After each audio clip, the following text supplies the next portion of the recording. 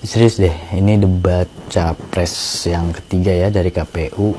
Gue bingung sih di sini. Pembahasan ini bukannya sensitif ya?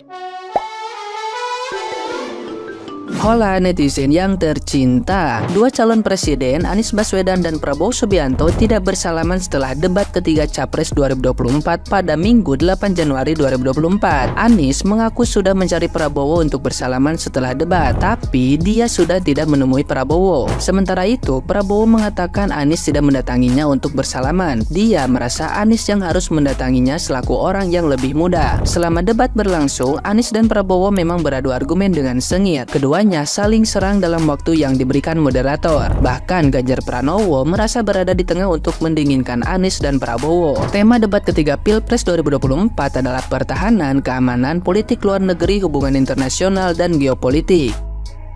Nah, gimana nih menurut netizen yang terhormat? Silahkan berkomentar ya. Loh, katanya 1000 kawan terlalu sedikit dan satu musuh terlalu banyak. Ini memang menghadapi seorang profesor aja, calon musuh, calon oposisi, udah nggak kuku, nggak goyang lagi, nggak gembira lagi. Jadi kan semua moto itu kan sekarang dipraktekkan. Jadi jangan kita hanya ngomong omon ini, kan katanya omon-omon, ya ini omon-omon. Lagian kan minggat kan, Pak Ganjar salaman, tapi ya Pak Gemoy minggat duluan. Dan urusan sekarang senior tua nggak tua, menurut saya memang Wakanda ini masih feudal gitu kan, dan tidak sportif. Dulu juga ada seorang pejabat ngambek karena menterinya jadi presiden 10-15 tahun ngambek nggak mau salaman, padahal sportif aja. Jadi memang orang Wakanda ini nggak bisa memilah antara pertemanan, bisnis, urusan pribadi, urusan bisnis, keuangan, semua campur aduk. Jadi memang terlalu baper gitu ya. Kalau orang bule lebih sportif gitu. Kita tahu ini memang kontestasi, tapi habis itu kita mengakui kalau memang orang itu berhasil, mau dia itu pintar, mau dia penipu, ya itu urusan dia. Tapi kenapa saya harus ngambek? Jadi kalau kita tidak bisa mengontrol, apalagi dalam negeri, katanya seorang yang gak becus, seperti seorang profesor ini, apalagi kalau kita ngambek sama negara lain, sama Putin, atau mungkin nanti sama Donald Trump kalau terpilih lagi, atau sama Xi Jinping, atau sama Presiden Korea Utara, kita ngambek-ngambek. Ya, jadi makanya yang omon itu siapa menurut saya ya. Dan kalau kita lebih tua, kita katanya sudah banyak menderita hidup kita, itu udah pernah diinjak sama semua orang, ya sudahlah, mau diinjak lagi nggak apa-apa. Dan apalagi kita kata budaya timur. Makanya saya kadangkala meskipun saya campuran Itali Indonesia, saya nggak suka budaya timur ini yang di sini ngambek-ngambek ya, ngambek gitu kan, perasaan buang muka gini-gini, saya nggak suka. Dan saya tidak mau ya kalau ada seorang pemimpin mungkin nanti seperti itu, ya bikin malu negara lain lah, ngambek-ngambek. Kalau ngambek-ngambek itu ya di arisan, emak-emak boleh lah ngambek-ngambek, nini-nini ngambek-ngambek, ya sesuai dengan kodratnya. Tapi kalau seorang laki-laki ngambek-ngambek begitu kayaknya ya gimana gitu ya, menurut gue sih nggak pantas ya. Saya bukan buzzer ya, saya ngomong hanya karena saya akan diberi hak suara. Dan saya cemas kalau kita itu mengelola ya diri kita nggak bisa, mengelola musuh di dalam negeri aja nggak bisa, satu orang, apalagi kalau kita ingin menghadapi bangsa-bangsa lain. Ya itu kan manajemen kontrol ya, emotional control, emotional intelligence. Udahlah, kalau nenek-nenek ngambek 15 tahun ya nggak apa-apa, itu kan nenek-nenek. Tapi kalau kita laki-laki katanya pernah mengalami semua penderitaan dunia ini, pernah diinjak, dan kita ketawa-ketawa, joget-joget, senyumin aja, kok nggak senyum gitu? Kalau merasa diinjak, ya senyumin aja sesuai dengan motonya. Jadi memang yang omon ini ya ujung-ujungnya kita tahu siapa. Saya bukan buzzer, tapi saya nggak suka kalau orang bokis. Itu saja. Terima kasih. Surat terbuka untuk Bapak Presiden Joko Widodo. Sebelumnya ngapunten nggih Pak, kula namung rakyat alit Saya cuma rakyat kecil mau tanya, apakah debat presiden kemarin atau yang sudah diselenggarakan KPU sebelum-sebelumnya itu menjadi kewenangan presiden? Yang kedua, Anda berbicara seperti ini masih aktif menjabat menjadi presiden karena masa bakti Anda kurang dari beberapa bulan lagi. Saya mau tanya, sejak kapan presiden menjadi tim ses? Ya, kita sebagai masyarakat ataupun netizen pasti nggak buta dong Pak, karena anak Anda sendiri selain menjadi wali kota juga menjadi calon wakil presiden paslon nomor 2. Bukan rahasia umum lagi pastinya.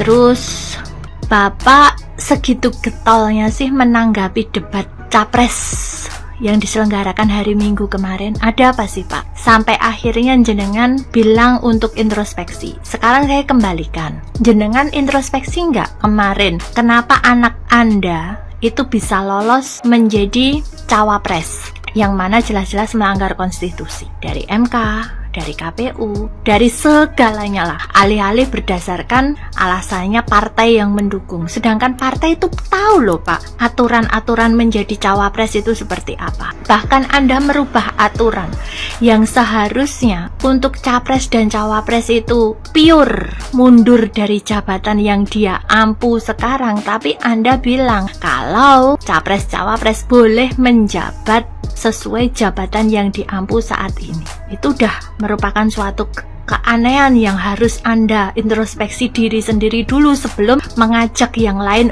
untuk introspeksi harusnya. Terus Anda bagi-bagi bansos yang mana ada selentingan mendukung paslon tertentu. Anda ini presiden loh, harusnya menunjukkan netralitasnya. Sekarang bilang teruntuk ketiga paslon, teruntuk ketiga pasangan calon. Kita bingung aja Pak. Seharusnya itu jenengan nggak usah cawe-cawe lah Pak. Rakyat itu udah pinter, udah bisa menilai. Debat biar urusan KPU, bukan wewenang presiden juga kok setahu saya. Tapi belum tahu ya kalau saat ini presiden itu ada cawe-cawe juga soal debat atau aturan baru mungkin. lucu debat capres cawapres aja diurusin sama presiden. Segitunya sih Pak nyari kerjaan buat anak. Anda tidak pantas berbicara seperti itu. Enggak. Ini serius deh. Ini debat capres yang ketiga ya dari KPU. Gue bingung sih di sini. Pembahasan ini bukannya sensitif ya gitu, dan di sini kedua paslon menyerang salah satu paslon yang menurut gue ini berbahaya bro gitu. Pembahasannya tentang geopolitik, tentang hubungan internasional oke lah dibedah gitu, tentang pertahanan dan semuanya mau dibuka datanya belak-belakan. Gue kalau jadi Pak Prabowo tinggal gue ngomong, lo kalau mau gue buka nih, tapi lo berani nggak bertanggung jawab atas keselamatan seseorang, satu bangsa deh, bukan seseorang, satu bangsa nih masalahnya. Ini dunia lagi kacau bro. Terus lo mau buka-bukaan tingkat keamanan dan kekurangan kelebihan dan segala macam strategi yang mau dilakuin hanya demi politik semata. Gue nggak ngerti asli. Di sini gue bener-bener bingung gitu. Ini di mana ya gitu. Maksud gue dari pertanyaan-pertanyaan juga kayak ngebahas Natuna gitu. Kalau kita bahas di sini dan ini diimplementasikannya, inget loh, ini live streaming bro. Lo ngomongin cyber segala macem bla bla bla. Ini satu dunia. Ini platform aja, platform luar. Lo kalau mau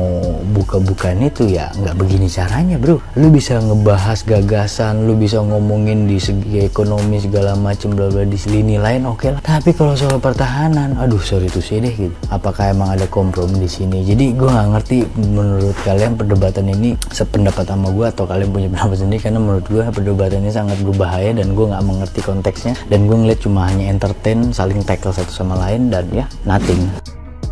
Coba kalian googling siapa negara termiskin se-Asia nomor 3 dan siapa negara termiskin se-Asia Afrika nomor 4. Dia tidak pernah bisa keluar dari 10 besar. Dan kalau kalian cari tahu kenapa negara-negara termiskin ini selalu berada di 10 besar atau 20 besar di dunia, kalian tahu kenapa? Karena mereka mencintai yang namanya konflik. Jadi ketika kalian mau mencari ciri-ciri seorang pemimpin yang baik, carilah yang tidak suka yang namanya konflik atau tidak membuat konflik. Kemarin itu bagus sekali kemarin tuh debat itu.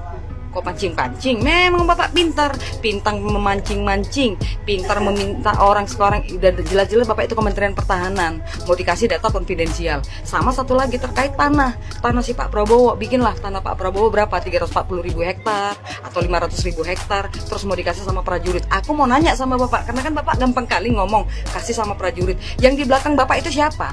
Saya tahu Pak, bapak yang di belakang bapak itu punya hotel inisial I, belakangnya L di Bali, total 400 kamar. Ada lagi hotelnya di Bandung, inisial P, belakangnya N. Mau dia ngasih hotelnya itu ke karyawan-karyawannya? Jangan gampang-gampang kali ngomong. Bapak kasih nilai 11 dari berapa? 100.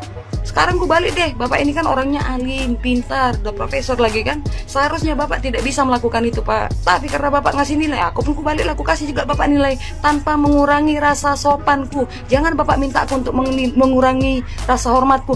Nggak bisa aku menghormati lagi bapak, udah nggak bisa Pak. Tapi kalau tanpa mengurangi rasa sopanku ya Pak ya, kasihlah bapak nilai 0. Untuk sekelas bapak lo melakukan itu, aku kasih bapak nilai 0. Dan sama satu lagi aku mau disclaimer ya, aku bukan buzzer. Kau tengok itu alat di belakang itu, inilah jalan yang kupilih untuk aku mencari uang. Aku kehujanan, kepanasan, ya. Jangan gara-gara kita berbeda kau bilang aku buzzer, kau najis-najiskan aku.